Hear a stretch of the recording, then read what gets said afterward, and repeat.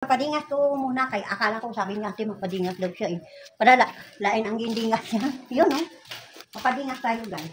Ay napanood pa yung alam ko ng TV. TV sa cellphone. Oh, naman pala. Sabi ni ate na ano siya. Naman pala. Padingas tayo. Saan ba? Ay, ito. Ano siya nga karton kaina. Hindi sabi niya ano. Mapadingas daw siya. Takot sa mga gani-gani. Ano ko kasi ano daw. Wala na pulang postulo dito.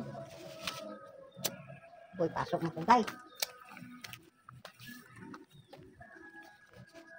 Umalis na lang pala yun. Sabi niya hindi siya mag-uwi.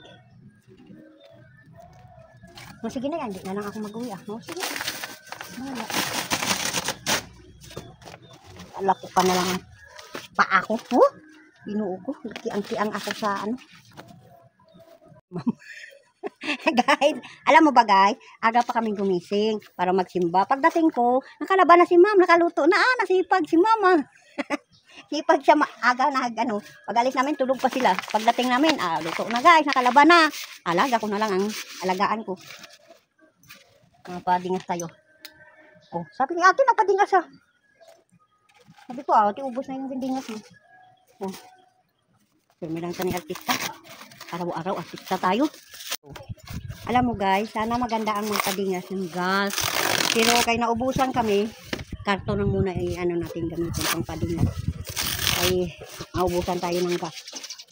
Walang natira. Oh. Alam mo guys, magdingas ako kay magluto kami ng yema guys. Parang matipid sa gasol guys. Dito kami magluluto ng yema. Oh.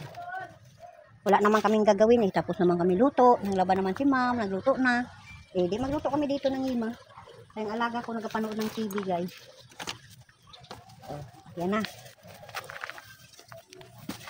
Oh. Yan na.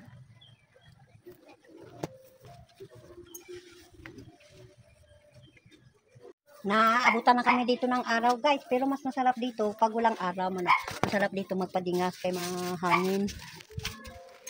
Uy, marites naman tayo guys. Tingin sa nagadaan sa... Sino yan? Marites.